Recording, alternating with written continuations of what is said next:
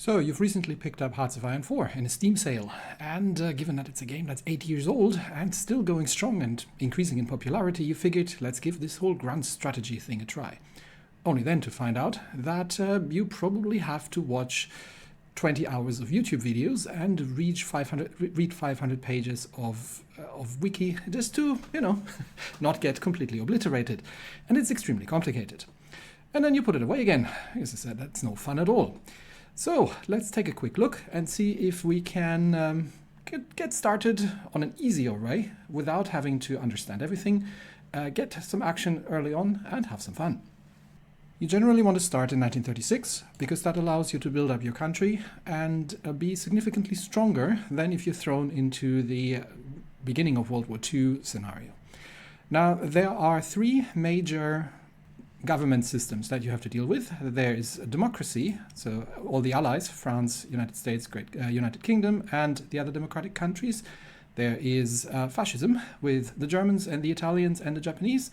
And there are the communists with the Soviet Union being a major country. And you can play smaller countries if you just want to have a simple country to start. But if you just want to get into the action and you're very eager to not spend a long time trying to figure out how everything works, but have some grand strategy action early on, you want to play either as fascist or as communist, because that allows you to go to war a lot earlier than in the democratic countries and to build up your country by conquest. Now you can either do this, as the tutorial suggests, as the Italians, or you can play as the Germans if you want, or if you just want to have a big land war, you can play as the Soviet Union. So let's do that. You can play in Iron Man mode if you're after achievements, but if you just want to make mistakes, maybe reload and just figure out how things work, then leave that off for now. Historical AI focuses, you definitely want that on because that allows you to know what's coming. And there's no craziness going on in the world, but you will get the Second World War kicking off when it really kicks off, and you know that the Germans are going to come around knocking around about 1941. And now the game presents you with the Soviet Union in all its glory. Now, we're not going to go into every single detail today. I'm just going to go over a couple of things that you really need to take care of in order to get started and have some fun early on, and you can then learn the smaller details as you go. Let's start out with the national focus. This is what you can select up here, and that brings you to the focus tree. And the focus tree is huge. And you're like, oh my gosh, no, I don't want to see all that. What is this craziness? All focus trees, yes, and it continues down here. All focus trees are normally organized along a couple of different branches. So let's go through them. We've got an industrial branch, that's the stuff over here, that improves your industry. You have a branch for the Air Force that improves your Air Force. You have a branch for the Navy that improves your Navy. And you've got a couple of branches here that, again, improve your armed forces, your armed forces research and other things in general. And then you've got the political branches. So this is domestic politics. You've got Stalin's branch, or you've got the alternative history branches to go in other directions. These are all mutually exclusive. You've got some more domestic policies here, and you've got foreign policy. So anything that has to do with the relation between your country and other countries. These usually can give you things like war goals, or can let you annex other countries or without having to actually fight a war, similar things. And that's pretty much it. All of this here is old history stuff, so you don't really need to worry about it too much. So what do you want to do first? Well, at least in the case of the Soviet Union, but you want to sort out your politics. If you want to play as Stalin and you don't want to go through a civil war because that's complex, let's just go down the Stalin route. You start up here, and then you go down this branch here under the center and through Stalin's mechanics, and then you're done relatively easily, and have Stalin's problems sorted out before the Second World War kicks in earnest. So let's begin that. What are you talking about problems? Well, your country has problems, and most countries do at the beginning. There's usually a situation that you need to improve, and you can see that usually on your national spirits. So the Soviet Union has a couple of debuffs, like the Trotskyite plot here, which hampers our stability by a big margin. It's got politicized military, which increases the cost for a lot of things. We've got the Soviet Air Force, which has some major debuffs, and we've got the Red Army, which has some major debuffs as well. So these are all things we need to eventually sort out, and that's usually your first task as a country, to start sorting things out. If you're playing as Germany, it's usually not that much. Germany has the downside that you do need to, after you've conquered half of Europe, then need to contend with the Allies. And the Allies are doing a lot of things like D-Day, naval invasions, and other stuff that in late game can really, really kill your fun. So what we want to do is we want to work on first sorting out our problems, and secondly, getting our economy going. Because right now, if we're looking, we've got 45 civilian factories, which isn't terrible, but we need way more than that. And we have a bit of military production, 32 military factories, which is also not terrible for the beginning, but we have a pretty decent deficit on all kinds of things. So what's next that we need to do on the agenda? Well, we've got a couple things up here that need taken care of. First of all, research, standard research. We've got 3 slots. You want to, in the beginning, go for basic machine tools, and then you want to get the construction. Basically, you want to focus on your industry and on your electronics and science corner for most of the beginning, and then later you get into the rest of the text. But that's what you can start with, and then after this, you want to get your production up. You want to get your construction speed up, because right now we're just going to be building stuff. And then later on, you can start researching improved versions of ground forces and air force and navy, which as the Soviet Union you can mostly ignore, because most of your wars are going to be land wars. So naval power is not something you need to deal with. If you play as the United States, for example, or as Japan, or as Great Britain, you do need to, even as Italy, you do need to worry about how naval power works, just because of the fact that you have a lot of ocean to deal with. Whereas as the Soviet Union, your main focus is going to be here around Central Europe, and you just need air force and ground for that. So we can ignore that quite handily for now. Then you want to construct some civilian factories early on, and you find things with good infrastructure. So you see infrastructure levels. We can kick off some civilian factories over here, and we've got some more over here, and that gives us a production queue that we can start off with. So civilian factories are sorted. We have 3 military factories, and if we look at our logistics tab, it's not going to tell us the truth. We actually have to unpause the game for this to tell us the truth, but it gives us a good indication. We're a bit short on artillery, we're quite short on infantry equipment, and we're probably short on a couple other things that aren't quite showing up yet here. So our production needs to focus, well, we're going to need rifles, because we have a lot of divisions. We have 138 divisions laying around. That is a large amount. That is a huge army. And that army, as you can see here in these little golden bars, are not completely equipped. So a lot of these divisions are missing equipment. So we are going to need to focus on infantry for now, which means we probably want about, let's put 20 on infantry equipment, and we probably want about 5 on support equipment. Support equipment is what you need, we'll look into that in a second, what you need for support companies. We're going to stick 5 into artillery for now, and we are very, very short on tanks. We're building the BT-7s here. We'll look into that in a second as well. Let's plan 10 on tanks and 5 on trucks for now. Maybe 10 on trucks. We're going to need more trucks. Then we have the Navy. We are building a couple of destroyers here. Let's reduce that just to 1 and make sure that all all dockyards are engaged on that. We can complete these 2 destroyers here. We don't want the cruisers as the Soviet Union, because we're really not going to go into a naval war with anybody, and the land war is going to happen here. So these are just blocking our very, very few dockyards. So we will just cancel those. We're not going to complete those. And then we've got a bunch of submarines. Let's reduce it all to 1 and just complete the submarines that are already under construction here. And as you can see, these are early submarine hulls, so they're not great. And we can complete them. We can later upgrade these to a slightly better version. And we're building a couple of airplanes. Now, airplanes are interesting and important, but probably not for the very beginning. But we definitely eventually want to have, let's say, 10 factories on fighters and we're building some medium bombers. So let's put another 10 on those.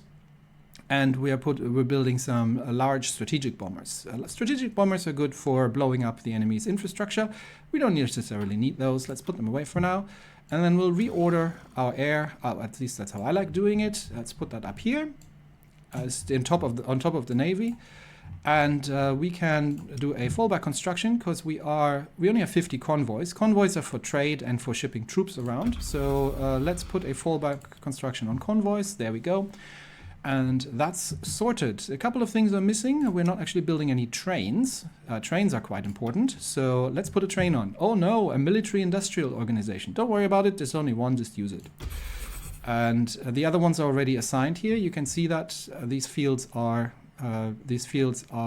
already pre-filled. And that will go down the priority list, and we'll probably want 5 on trains. We've got a fair amount of trains, so no immediate need on that right now. And we want some AA at some point. Again, military industrial organization.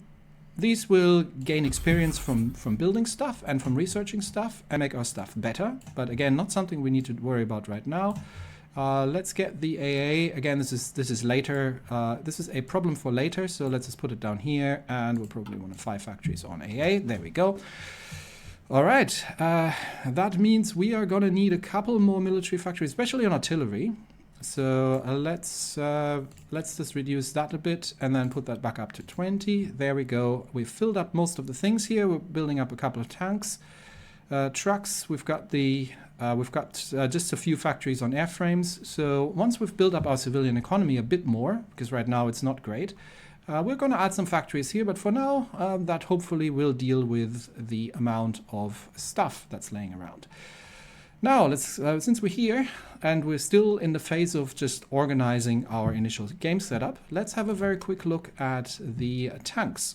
We've got the improved light tank chassis. So if we look at the tank research, that's the basic light tank, the 1934 version, and the 1936 version is the improved light tank, which is better.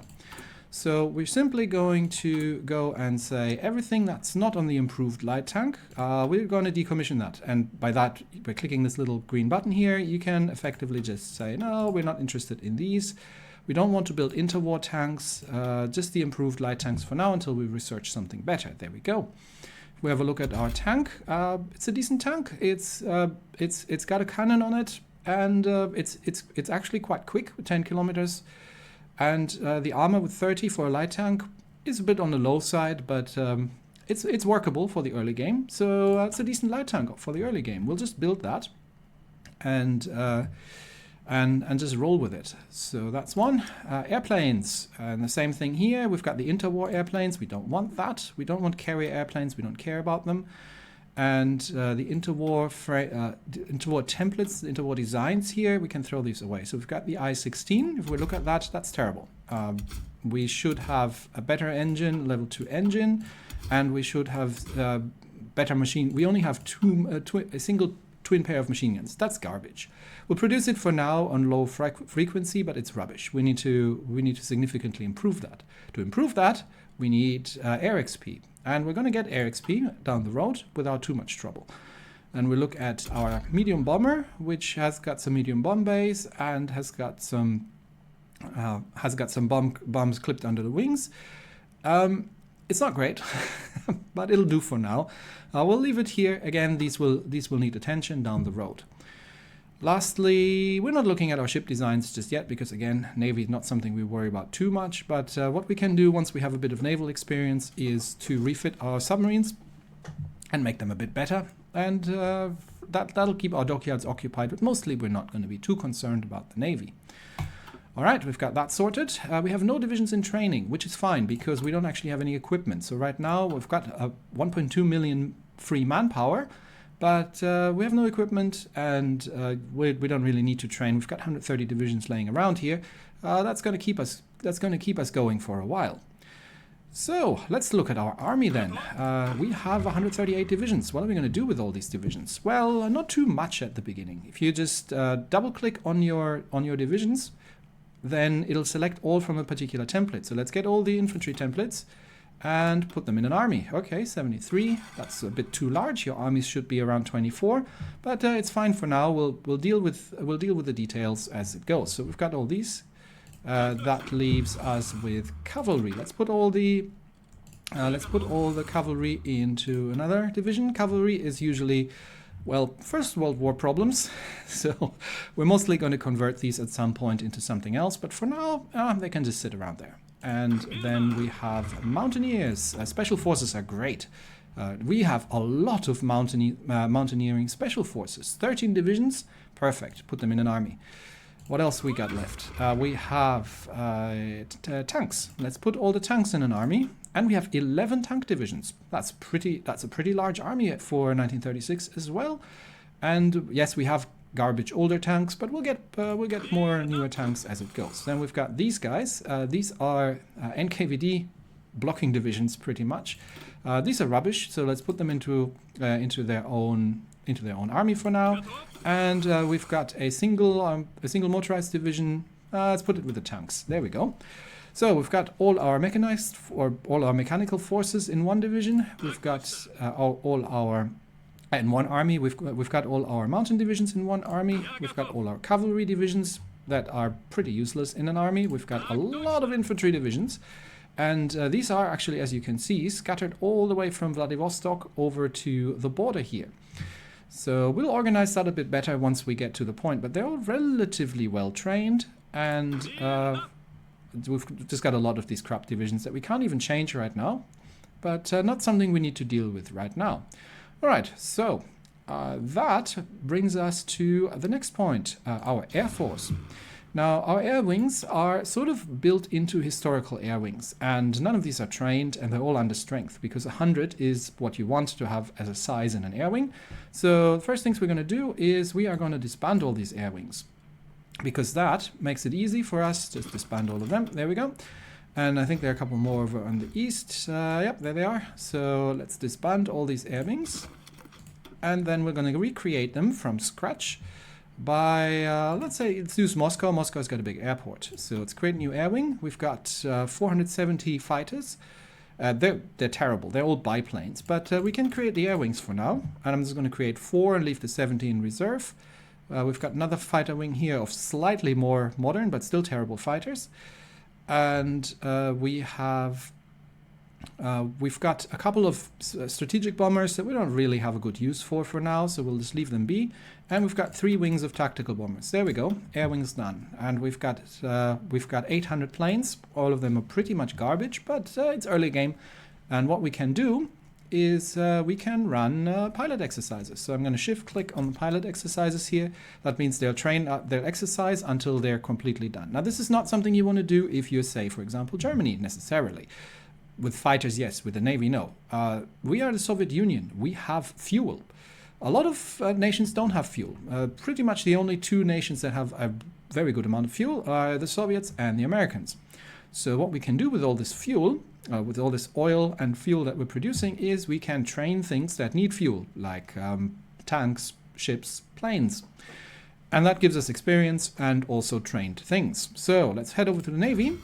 And the Navy is generally not in a great state. It's usually deployed all over the place. But here it's not too bad. We've got a fleet over in the Barents Sea, in Karelia. We've got a couple of destroyers, and we've got a couple of submarines. We have the Baltic Fleet, which has a couple of heavier ships and destroyers and a bunch of submarines.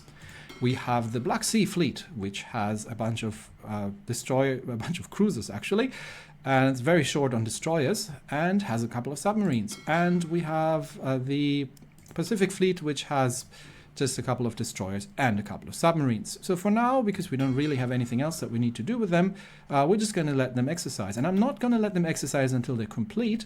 I'm just going to let them exercise permanently. We want to enable automatic split off for them, so let's just get them permanently exercising, automatic split off. So when ships need repairs, because someone's been messing around with things and they're all not trained, then instead of the whole task force going into port, only these will go into port. In order to actually repair our ships, we need to assign some repair queues. So we've got 6 dockyards, which is terrible. We'll assign 5 of them for repairs. They won't be used unless something actually needs to be repaired.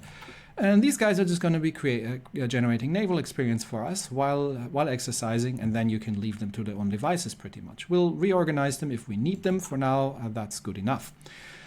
All right, and I think we pretty much have everything we need to worry about at this point. We've got our armed forces, we've got our national, we've got our focus path that we're going to be working on, and we've got our construction that we'll be working on. And then we'll take it from there. Right now, things are not really working too well.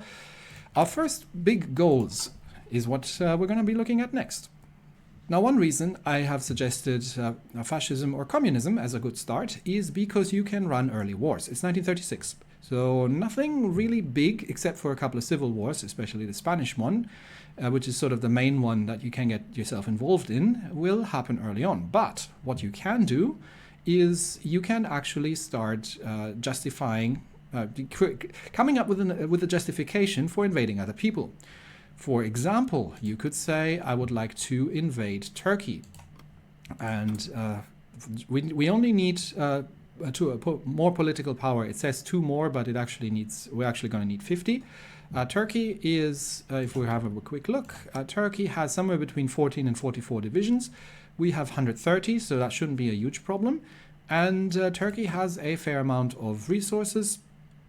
And we're looking here. Turkey's got a couple of good resources, and it's an area we can just occupy to give ourselves another flank here in the south, and to keep the Black Sea safe.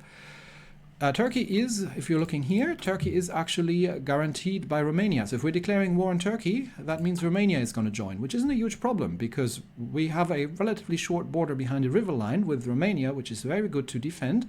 So Romania itself has about the same size as Turkey. So if we want, we can take on Romania and Turkey at the same time, or we can just leave them be.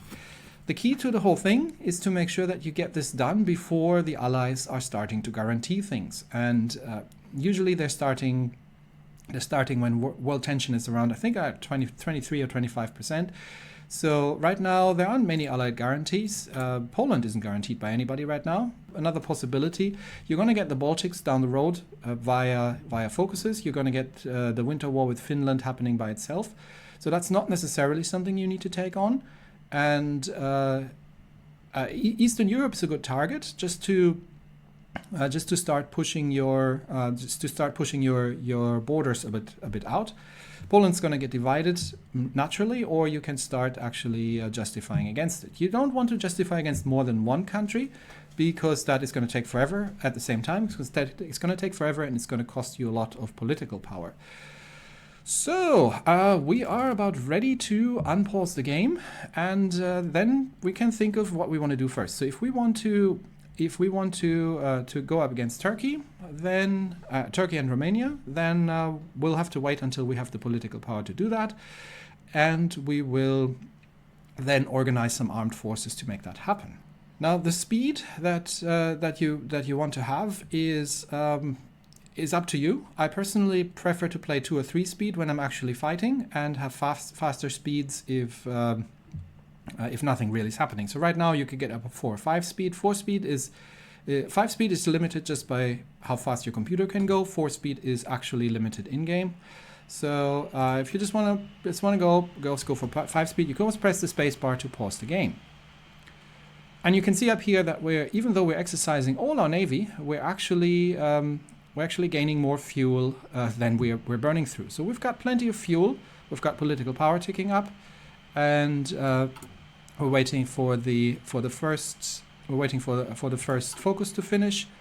And we can now take a look. We've got 17 political power, so even a bit earlier, but we can take a look and saying, what would it cost to actually justify a war goal against Turkey?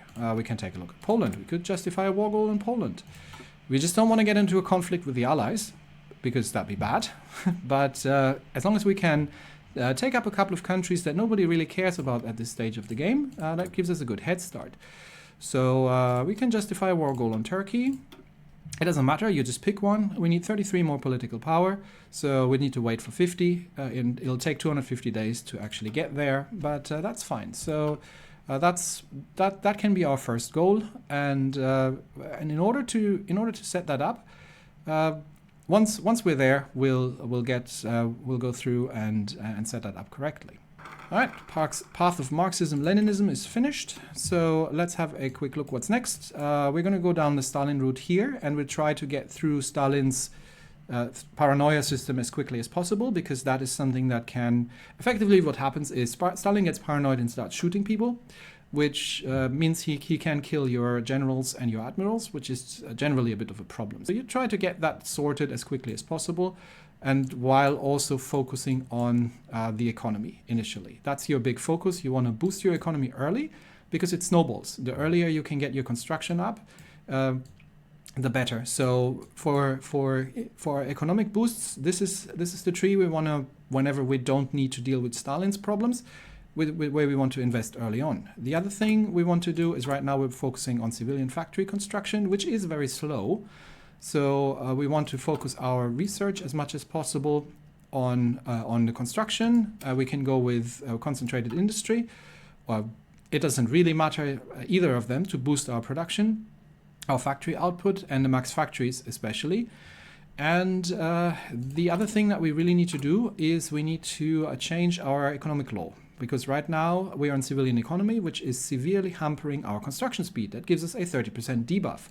So you can see it over here, minus 30% construction speed on civilian factories. That's terrible. What we want to have is, effectively we want to be on war economy. Usually the problem is that you need a certain amount of war support to make that happen. Fortunately, while the Soviets have terrible stability, which is not great, we need to get that up, they have a good amount of war support. So all we need is 150 political power, and we can immediately hop to partial mobilization and get ourselves a 30% construction boost on our factories. So that's as soon as you can. This is the thing you want. The other way to actually get factories is to occupy a country, and we'll get through that. We'll get to that when we do it. For now, what we'll do is we will continue down Stalin's path and try to rush that as quickly as possible to get it out of the way. Right, we've got 50 political power, and we can now justify a war goal on Turkey. So we'll just pick one, since there's nobody else who's going to get involved except the Romanians. We don't really need to compete with anybody in a peace treaty. So now that we're doing that, we actually need to, well, put up an army to make that happen. So where are we going to find that? Well, if you look at the terrain in Turkey, I'm switching over here to the terrain mode, you see that a lot of this is mountainous. So a lot of mountains and hills. Mountains are very good for defense. The whole coastline here is mountainous. This is all mountainous and hilly. So the people who are best suited towards that are our special forces. Let's have a very brief look at our division templates. We have our regular infantry template, which has 9 infantry battalions and an artillery support company. We eventually want to have an artillery, at least one, maybe 2. It's because it's the Soviet Union. You might get a little bigger. Don't worry about things you may have heard of combat with. Don't worry about it too much. But sticking 1 or 2 artillery in there is going to give you a really nice boost in your combat stats, in your soft attack. That gives us a 50 extra soft attack right now with the crappy early artillery that we have. And that's a good start. We probably at some point want to have engineers in there, but we don't have any XP right now. So we're building up naval experience, but we're not really doing anything with the army at this point. So that's where we want to get to, but that's a good start. We have our mountaineers. They're 24 width. We could make them a little bigger, but 24 is a decent start as well. They also have support artillery, and they got the engineering company. That's a good chunky mountain division. We probably at some point want to throw some artillery in here. So we need to change that. We need that over here. Okay, yeah, combat support battalions, artillery. So you probably again want to have 2 artillery. That gets it up to 30 combat width. But again, we don't have the 30 army experience to make it happen, so let's not bother. But it's a good start.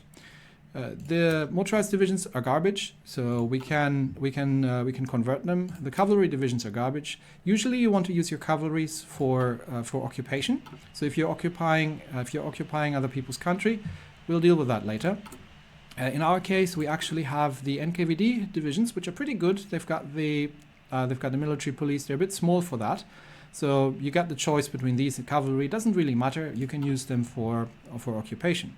Just don't use your regular divisions. We've got the tank divisions, which for an early game start are surprisingly unterrible. Usually they're worse, but this is workable. It's an 18 width armored division with a total armor of 22. So if you look at this 22 armor, and you look at your infantry division, you have a piercing of 4. So other people will have similar piercing. So no infantry is going to pierce that right now, which means your armor is not going to take an awful lot of damage until infantry starts getting a bit more firepower behind them. And most early ones don't have them. We even have paratroopers, which we don't really need to use, but if we wanted to, we could do that as well. But it's a good start. So we've got decent infantry. We've got a decent mount division. The motorized division is garbage. The cavalry division is garbage. And these guys we could probably use them for occupation, but other than that, they're not good for combat use. So these three division types are what we want to use for combat. So let's find our mountaineers then. We've got 13 divisions in our mountaineers. Let's give them a general. What are we looking for? We're looking for somebody, ideally with somebody with either with a cold affinity, or with a commando is not a bad trait for that. Definitely somebody who's an infantry officer. We can use Kuznetsov. It's not a huge problem, but generally try to match your generals to what type they're disposed towards. So Zhukov, for example, is an armor officer, so they are going to get they're going to get experience faster when he's leading armored divisions. And if we are, for example, going to go with Kuznetsov, he's an infantry officer, so he's going to get the infantry traits upgraded quicker. And he's a commando, so supply penalties are less severe. But we could also use somebody who's got the Popov would work as well. He has the winter specialist already, and the brilliant strategist trait, which is pretty good as well. So a couple of choices here, but as long as you're picking somebody we're going to pick Kuznetsov, who's kind of matched towards the type, then you're good to go. So let's put Kuznetsov in here. So we've got a general, perfect. We've got 13 divisions and a general. We need an army group. So let's select our army, which is all over the place, deployed right now, and make it an army group, which means we can assign a field marshal. Now our field marshals are not great, except for Tukachevsky up here, who's an offensive field marshal. We've got field marshals come in defensive and offensive variants. I generally have 2 army groups at least, 1 offensive, 1 defensive. Defensive is mostly infantry, but he is an infantry officer, and he's a brilliant strategist, and he's got the offensive doctrine, so he will do nicely. He's going to go into our first army group. Well, and then we take our army and we say, all right, we are probably going to give them a front line here. So all of them can deploy to the area, and we're going to give them an offensive order and say we want to eventually conquer all of Turkey. That'll get some 13 divisions over here to start dealing with Turkey. We probably need a couple more. Let's bring these divisions we don't need. We'll send them away because we are in an area where supply is relatively scarce. We do have some supply hubs here, so that supply mode is your friend. You always want to fight where you have supply, because troops that don't have ammunition or food tend not to fight very well.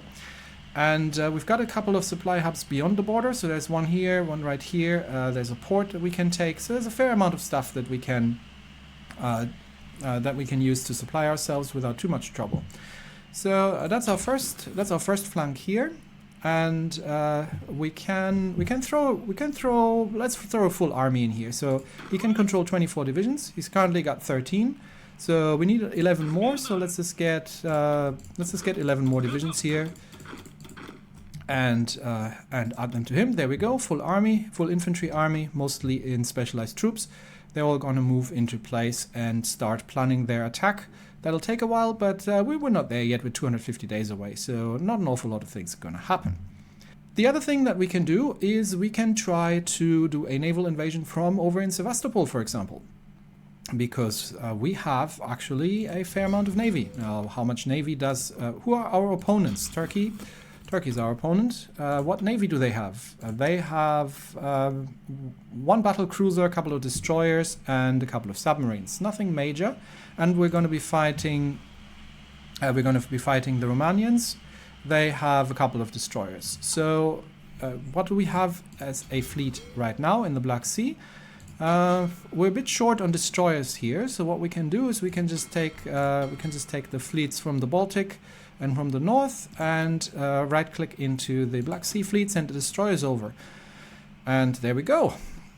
That'll get our destroyers here. We get a couple of new destroyers, and they can join, and the Black Sea fleet should be enough to give us superiority. You need to have over 50% superiority in the Black Sea. Right now we have none. That's because we haven't set the mission, but we'll do that when we get there. That's easy. And then we need a couple of troops to do a naval invasion. We can run an invasion near Istanbul and open a second front and basically sandwich the Turkish forces, take over their capital while we are pushing from the east, and then just take things over here by surprise and see if we can push into the mountains a little bit. We've got already 4 infantry divisions here, so let's designate these to a new army, and we'll get another 4 from somewhere. There's another 4 up in Moscow. Let's send them south here and add them to that army as well. So we've got a new army added to the army group, and these guys are going to get our naval invasion mission. So we can already plan that. It's a bit early, but we can already plan that. So let's get these 4 from a naval invasion from Sevastopol into Istanbul itself. And the other 4 that we are sending over from Moscow can do a naval invasion from Sevastopol into just across the Bosporus. There we go. And we can probably send maybe a few tanks. Let's get like 2... do we have a couple of tank divisions that are actually equipped? 1, 2, 3. Let's bring 3 tank divisions along. So we'll bring these to Sevastopol as well, and we are going to give them a naval invasion order from Sevastopol over here, so they can start helping out.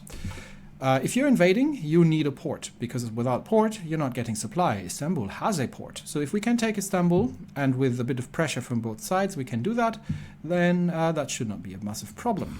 We can get our air force in place. We currently have them training up in Moscow, but we have at least 1 airport here with 600 size. So let's get our 3 tactical bomber wings, and 3 fighter wings south over here.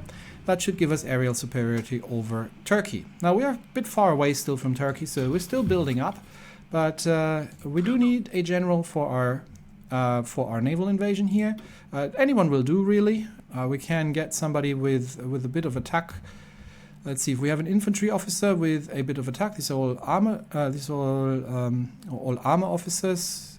Let's sort it by attack value.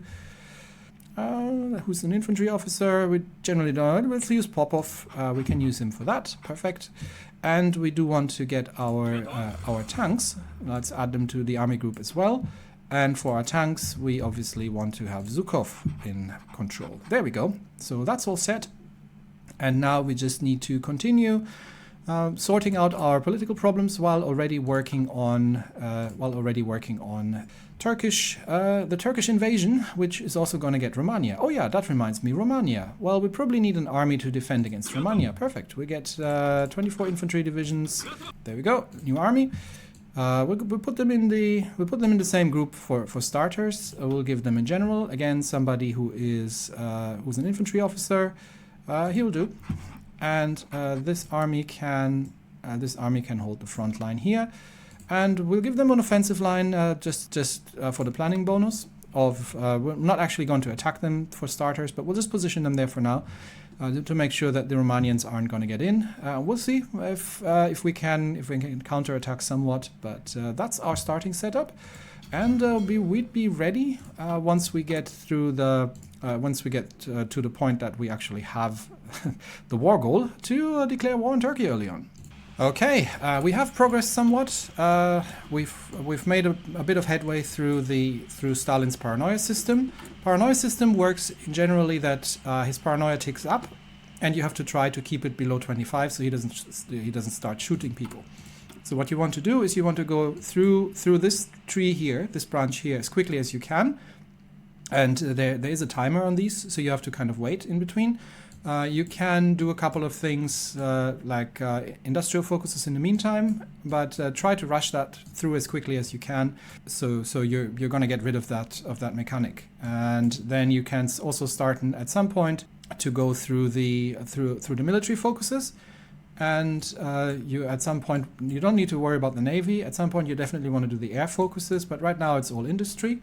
So we have we're already up to 60 factories. We're building a couple more here, and we are research-wise we are just going down the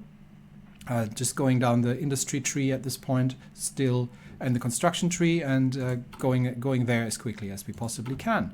And yeah, we've got our troops ready on the border, and we're good to declare war on Turkey and start an invasion. So let's get our air force into Asia Minor. We want them on air superiority and close air support. We get our naval forces in the Black Sea.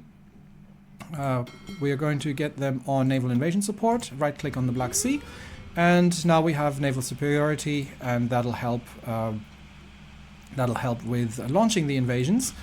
And then we are going to have a quick look just to see here if we are ready to invade. And yes, we are ready to invade.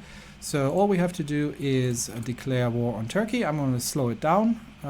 Declare war, conquer, which will bring Romania in. But for that we have already positioned up here. And now that our war goal is complete, we can actually start doing the next war goal if we want to. So for example, if you want to try, this has pushed up the world tension. So if you wanted to go for Poland, this wouldn't work, because Poland is going to get guaranteed by the Allies potentially. So it's kind of an either or. But for example, we can look around to seeing someone who's not guaranteed by anyone. So if we wanted to say Bulgaria is the next good target, because we're already controlling Romania and Turkey, then you could try and justify a war goal against Bulgaria. It's going to take 44 political power because the world tension is rising, and it's going to take 220 days. The higher the tension, the shorter the goal. So if you wanted to, you could already start that, and that'll be your next conquest, to push your troops a little bit further and to gather a little bit more buffer against the inevitable time when you're going to be facing off against the Germans, which is still, if you let things run, still 4 years out. So we're still really early in the whole thing. But for now, we have declared war. Let's launch our naval invasions. So naval invasion is a go. And we're immediately going to start attacking with our mountain divisions here. We've got a good position here. What you generally want to do is you want to have a spot where you can break through. So this is plains terrain, but then we're getting into hilly terrain where the mountain divisions are going to be very, very good. So right now we're just going to be attacking with all the infantry, and then we are going to get the mountaineers to push north through the hills, trying to cut them off at the ocean here, and we're going to get the infantry divisions to support the flanks in the south, and we are launching the invasion on the other side. So our fleet is on the way, our air force is in, the League of Nations has ended, and we are immediately Romania has joined the war. And we are immediately on the go here. We've got our troops on the border, so Romania shouldn't be able to do anything going across the river here. We can just leave that and ignore it. And there go the ships. While the troops are fighting in Turkey, naval landings are happening. We're being attacked by the enemy forces, but because we're escorting our invasion convoys, these all get destroyed. So the Romanian destroyers have been destroyed. We're fighting at Istanbul. We've got troops landed next to Istanbul. These troops are completely out of supply right now, as you can see, because they're not getting any supply because we don't control a port. but that is not a problem, not a big problem. We're gonna send one division out to Izmir, and the other ones can just help with the Istanbul invasion, and we should get the tanks on. Should get the tanks over here as well relatively quickly. So there come the tank divisions, and once they have landed, then they can help as well. And there we go. We're defending here for now. We're going to be taking the port. Mechanical computing and concentrated industry are finished, so we can keep it going. This is ahead of time and is giving you a lot of debuff. So it takes significantly longer because you're a year ahead of time. What you can do with the Soviet Union is rush some. I'm just going a very quick tangent. There are a couple of research bonuses here in the industrial tree. So if you want, you can rush down these, but you don't have to worry about it too much. Just go with whatever is currently available. So this is concentrated 2 is almost ready. So definitely do that next. And we're already working on construction 2, so we can probably get radio, which is a really important early tech. So let's get that done as well. And we are landing there, and we are starting to break through the Turkish defense line here without too much trouble. In the east, what we'll try to do here is we will try to encircle and destroy enemy divisions. The tanks have landed; they're immediately getting counter-attacked. But that hasn't lasted long, so we'll cut off these troops here in Istanbul. Oh, they escaped out. That's fine. We will, in that case, just land in Istanbul, and we can get one of the tank divisions here to just conquer all the Turkish land, and we'll destroy that one division relatively quickly. And we have taken Istanbul. Now everybody else can move on to the front line. And we can start make a breakout, encircle and destroy the enemy divisions here, get through the mountains, while we are making our way in the east here, trying to encircle the Turkish Northern Army, and we'll be rolling up this place in no time, while Romania isn't really able to do anything. So now that we are starting to control some Turkish land, and from here on out it's just a matter of encircle these divisions. You actually have, we have 24 divisions here, and the Turkish have 14, 17. So if we can encircle some of the northern divisions here, destroy them, then we've still got another 8, 10 divisions, then they will not stand a chance. So you can really make your way through, destroy the enemy divisions, and get Turkey wound down relatively quickly. The 18% towards capitulation. We need 86% of the victory points. Victory points are cities. So you can see here this one's worth 5 victory points. Ankara is worth 15. So going for the cities, controlling the urban areas is going to be key. So just make sure that you're not overstretching. Get your divisions cut off. And now that we are running some supply lines here, we are actually going to need to shift our navy. As usually you wouldn't be using capital ships for this kind of thing, so we would probably just use the destroyers. So let's just get the destroyers out of that, get them into their own little fleet. We've got a couple of destroyers. There we go. And these destroyers are going to do convoy escorts in the Black Sea to make sure that our supply routes are safe, and we get resupplied in Istanbul, and we are done with that. And then it's just a matter of conquering the place, wiping out Turkey, then potentially at the same time if you want. So we don't really know an awful lot about Romania, but could we get across the river here? Let's try. Let's see. Yes, we can absolutely get across the river here. Despite the penalties that we're taking, this is something we can do. And we can bring our air force as well. So you can get across the river. You can take down Romania early on. You can take down Turkey early on, and then we'll continue with Bulgaria. And that's probably as far as we get. Then we get the division of Poland. Later on, we get the Baltics from national focuses. We can try to conquer Finland as well and expand our lines here to the north, because that's where Germany is eventually going to be, in Norway. And that gives us a lot of an early boost. At some point, at some point you want to, I would probably push it up to 100 factories ish, and at least for the Soviets, and then start constructing.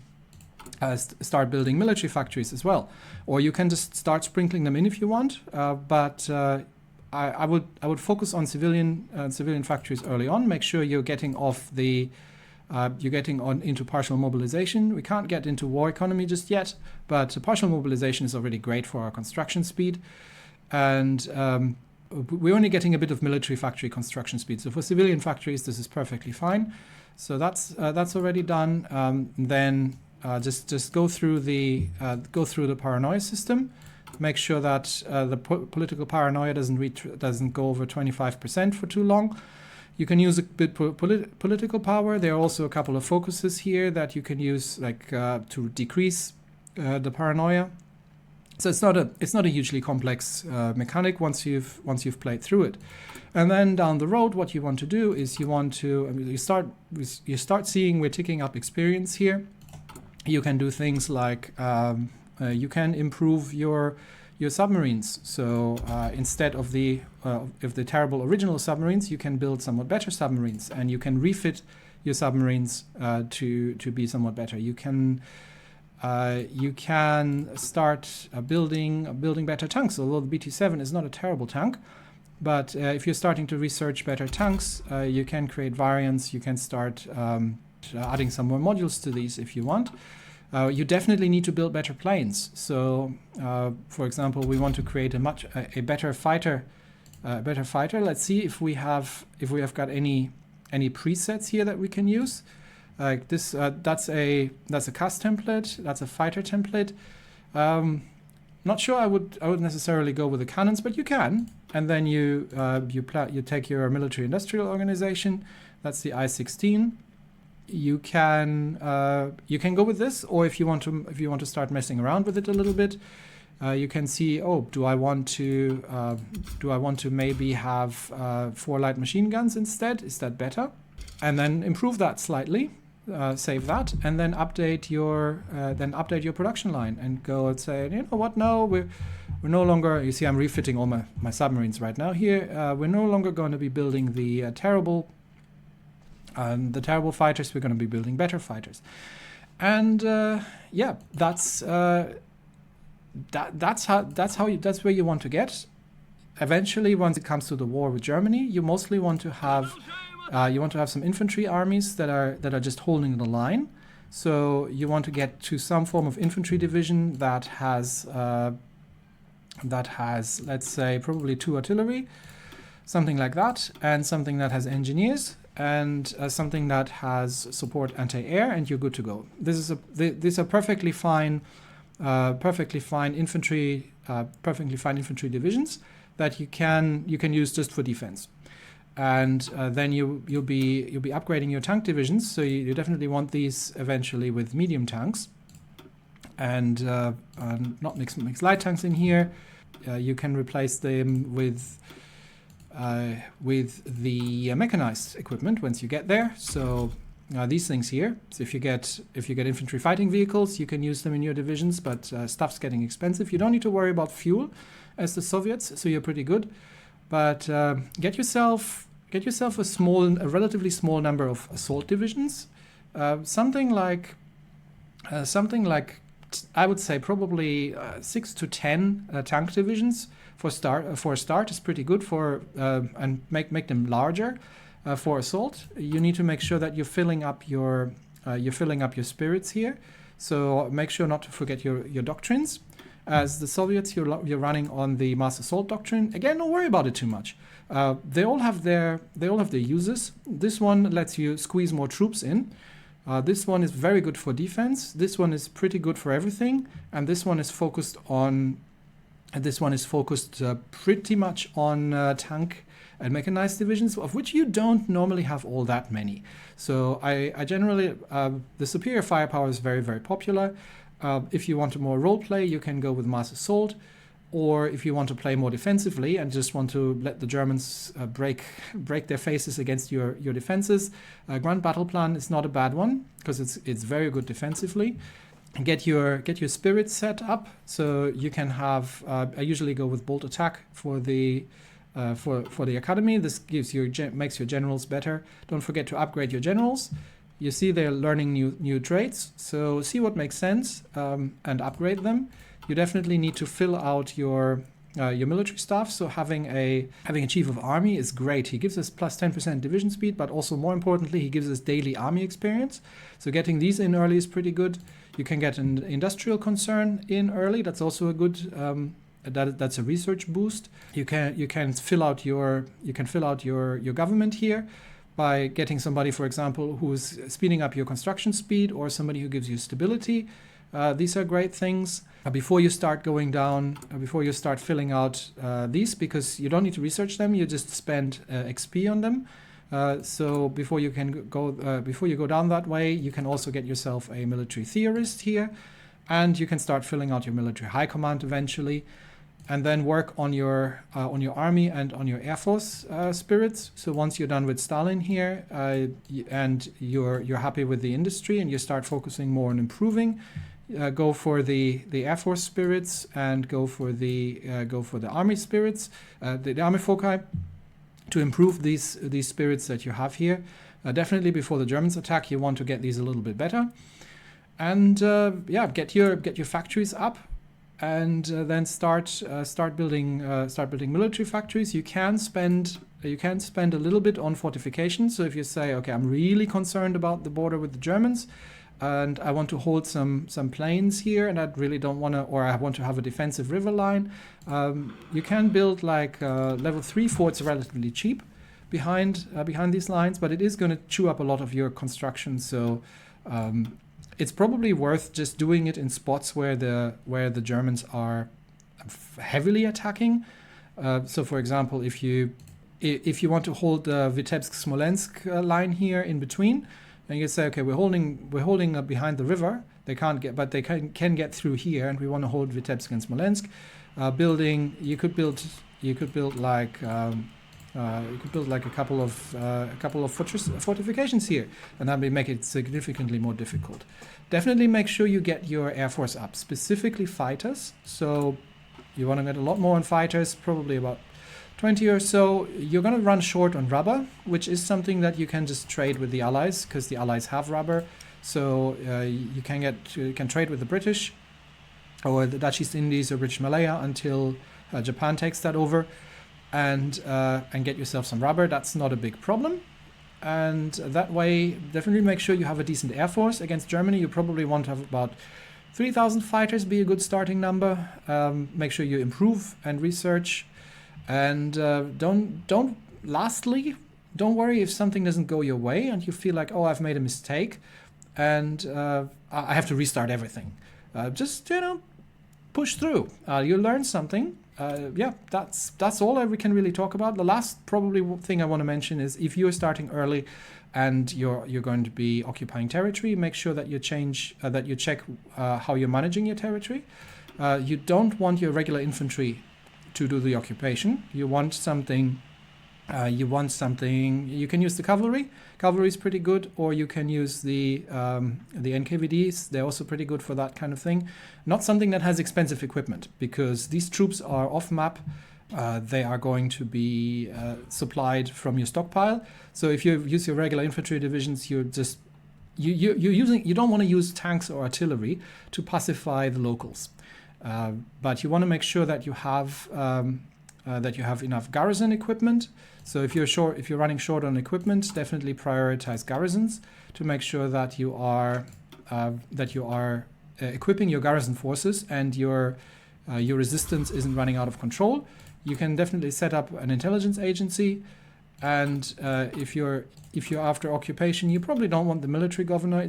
You can use him, but I would try to go with the civilian oversight to maximum boost your compliance.